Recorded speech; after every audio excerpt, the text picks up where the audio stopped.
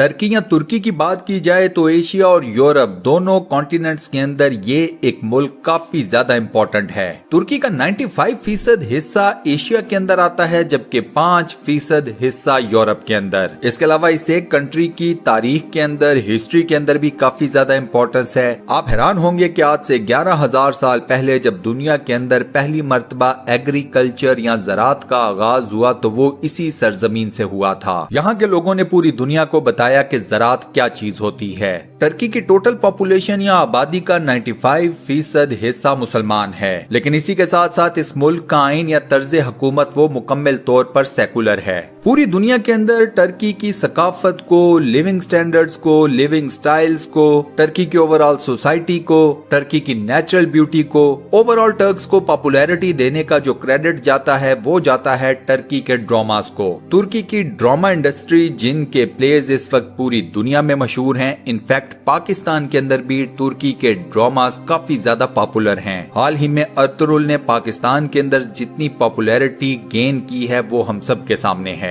अब इसी सारी पॉपुलैरिटी की वजह से हमारी आज की ये इंटरेस्टिंग वीडियो बेस करती है टर्की के ऊपर। आज की इस वीडियो में हम आपको बताएंगे टर्की से मुतल्लिक इंतहाई अमेजिंग और इंतहाई इंफॉर्मेटिव फैक्ट्स। तो बगैर मजीद किसी वेट के आइए चलते हैं वीडियो की तरफ, लेकिन उससे पहले चैनल को सब्सक्राइब जरूर कर लें और साथ बने हुए बेल के आइकन को लाजमन प्रेस कर दें। टर्की से रिलेटेड जो सबसे इंटरेस्टिंग फैक्ट है वो है इसकी लोकेशन। अगर आप दुनिया के नक्शे के ऊपर या मैप के ऊपर देखें तो टर्की पूरी दुनिया के मिडल में आपको नजर आएगा। अपनी इस लोकेशन की वजह से टर्क्स दुनिया के किसी भी कोने में बड़े आराम से ट्रेवल कर सकते हैं। इस्तांबुल से दुनिया के 123 ममालिक को थ्रू फ्लाइट्स टच किया जा सकता है। इस एयरपोर्ट से डेली बेसिस के ऊपर 50 डोमेस्टिक फ्लाइट्स उड़ती हैं और उसी के साथ 250 इंटरनेशनल फ्लाइट्स। इस्तांबुल के अंदर ही आपको मिलता है एक इंतहाई बड़ा और दुनिया का सबसे कदीम बाजार। टर्किश में इस बाजार को कपालीलियोर कहा जाता है, जिसका मतलब है कवर्ड मार्केट। इस नाम के पीछे रीजन ये है कि इस पूरे के पूरे बाजार को एक सिंगल छत कवर करती है। 61 या 61 सड़कें इस एक बाजार के साथ लिंक करती हैं। इसके अलावा इस बाजार के अंदर 4000 मुख्तलिफ दुकानें हैं। पूरी दुनिया से आने वाले टूरिस्ट के लिए ये बाजार एक मेन अट्रैक्शन है। डेली बेसिस के ऊपर इस बाजार में 2.5 लाख से 4 लाख विजिटर्स आते हैं। अब इस बाजार का तो डेफिनेटली एक विजिट तो बनता है। अगर आप लोगों के अंदर भी मेरी तरह इस बाजार को देखने की ख्वाहिश पैदा हुई है तो कमेंट सेक्शन में यस जरूर लिखें, ताकि मुझे भी पता चले कि कितने लोग मेरे साथ एग्रीड हैं। टर्की की सेकंड मोस्ट अमेजिंग चीज है माउंट अरारत। ये तुर्की का सबसे ऊंचा मुकाम है। माउंट अरारत बेसिकली एक स्लीपिंग वॉल्केनो है, एक ऐसा आतिशफिशां जो के सोया हुआ है। इस पहाड़ की चोटी जमीन की सतह से 5137 मीटर्स बुलंद है। माउंट अरारत शायद दुनिया का वो वाहिद पहाड़ हो जिसे जहाँ पर वो वाक़या है वहाँ की आबादी उसके असल नाम से नहीं जानती। जी हाँ दोस्तों, तुर्कों के अंदर इस पहाड़ को इसके नाम से बेहद कम पुकारा जाता है। तुर्कों के लिए ये पहाड़ है नूह का पहाड़। तुर्कों का ये दावा है कि हजरत नूह अलैहिस्सलाम की किश्ती तूफान नूह के बाद इसी पहाड़ के ऊपर आकर रुकी थी। इसी वजह से इसे तुर्क नूह का पहाड़ कहते हैं। इसके अलावा टर्की एक बड़ा मल्टी कल्चरल किस्म का मुल्क है। इस एक मुल्क के अंदर 30 यानी कि 30 से ज्यादा लैंग्वेजेस या जुबानें बोली जाती हैं। तुर्की की 70% आबादी तुर्क जबान ही बोलती है। इसके अलावा ज़ुज़ाकी, कुरमानजी और अरेबिक भी यहाँ पर काफी पॉपुलर लैंग्वेजेस हैं। इस्तांबुल दुनिया का वो वाहिद शहर है जो कि 2 बर्र-ए-आज़मों को आपस में कनेक्ट करता है। ये शहर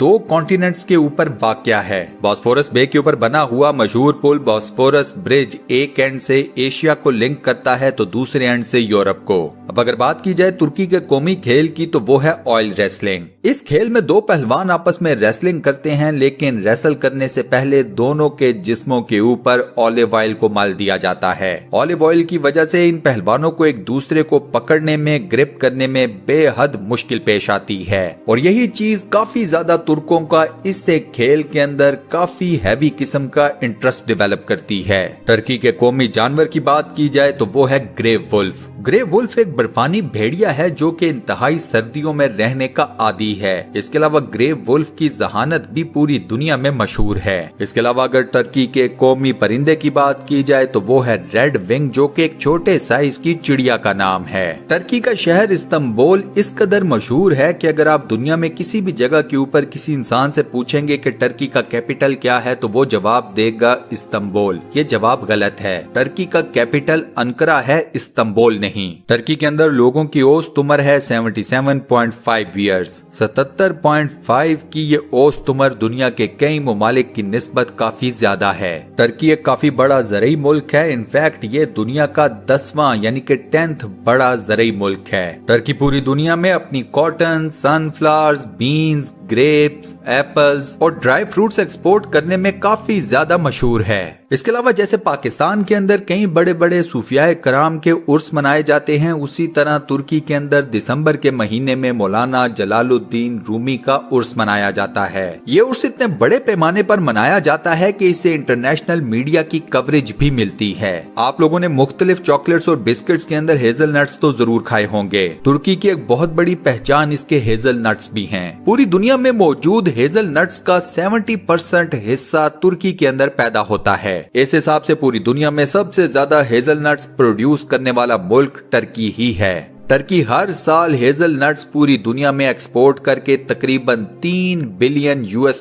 का ज़र मुबादला कमाता है। इसके अलावा तुर्की के पास एक एजाज ये भी है कि रकबे के लिहाज से दुनिया में सबसे ज्यादा मसाजिद इस एक इस्लामी मुल्क के अंदर मौजूद हैं। अब इस बात के ऊपर तो डेफिनेटली टर्की के लिए एक लाइक जरूर बनता है। पूरे टर्की के अंदर इस वक्त टोटल मसाजिद की तादाद है 82,000। अगर सिर्फ इस्तांबुल शहर की बात की जाए तो इस एक शहर के अंदर टोटल मसाजिद की तादाद है 3,100। अब ये नंबर कितना ज्यादा है, इसका इम्पैक्ट कितना है, उसका अंदाजा आप इस बात से लगा लें कि पूरे USA के अंदर, पूरे अमेरिका के अंदर सिर्फ टोटल 2,000 मसाजिद हैं। तुर्क कौम मीठा खाने की बेहद शौकीन है। तुर्क जुबान में कहावत है कि इंसान की जिंदगी का आगाज और उसकी जिंदगी का इख्तिताम दोनों मीठे पर होता है। यही वजह है कि तुर्कों के अंदर एक रिवायत ये मौजूद है कि जब किसी के घर में बच्चा पैदा होता है तो वो अपने अजीज रिश्तेदारों, अपने पड़ोसियों के घर हलवा भेजता है। इसके अलावा तुर्की के अंदर जब किसी की वफात हो जाती है तब भी लोगों को हलवा ही खिलाया जाता है। दुनिया में सबसे ज्यादा अगर कहीं चाय पी जाती है तो वो भी तुर्की ही है। एक सर्वे के मुताबिक एक एवरेज तुर्क दिन में 5 से 10 कप चाय पीता है। टर्की की पॉपुलेशन का 96% लोग डेली बेसिस के ऊपर कम से कम 1 कप चाय जरूर पीते हैं। चाय पीने की ये रेशो पूरी दुनिया में सबसे ज्यादा है। इसी वजह से तुर्की दुनिया भर में चाय पैदा करने वाला दुनिया का 5वां सबसे बड़ा मुल्क है। ट्यूलिप फ्लावर के बारे में आप सब लोग जानते होंगे। यूरोप पूरी दुनिया में इस वक्त ट्यूलिप फ्लावर्स की वजह से काफी ज्यादा पॉपुलर है। खास तौर पर हॉलैंड के अंदर ट्यूलिप फ्लावर काफी बड़े पैमाने पर ग्रो किया जाता है। लेकिन आप लोग ये बात नहीं जानते कि पूरी दुनिया को ट्यूलिप फ्लावर से मुतारिफ कराने वाला मुल्क टर्की था। यूरोपियंस को तो खास तौर पर तुर्कों के थ्रू पता चला कि ट्यूलिप फ्लावर क्या चीज होती है। तुर्कों के अंदर आपको शादी इंतहाई अर्ली एज में होती हुई नजर आएगी। अब टर्की चूंकि एक आजाद ख्याल मुल्क है, लिहाजा इसकी नौजवान नस्ल कॉलेज के जमानों में ही अपना लाइफ पार्टनर ढूंढ लेती है। ये बच्चे और बच्चियां इंतहाई अर्ली एज में अपने लाइफ पार्टनर के साथ शादी कर लेते हैं। दिलचस्प बात यह है कि ये लोग शादियां निभाते भी हैं। पूरे टर्की के अंदर तलाक की रेशो बेइंतहा कम है। सोशल मीडिया की बात की जाए तो तुर्क कौम सोशल मीडिया के ऊपर काफी ज्यादा एक्टिव है। एक सर्वे के मुताबिक पूरी दुनिया में सोशल मीडिया के ऊपर जो सबसे ज्यादा अकाउंट्स बनते हैं उनमें तुर्की तीसरे नंबर पर है। लास्ट बट नॉट लीस्ट, अगर आप टर्की के अंदर सैर के लिए जाते हैं, ट्रैवल करने जाते हैं तो कोशिश ये कीजिएगा कि आप रेड कलर की कैप मत पहनिएगा। टर्क्स के अंदर रेड कलर की कैप पहनने को ज्यादा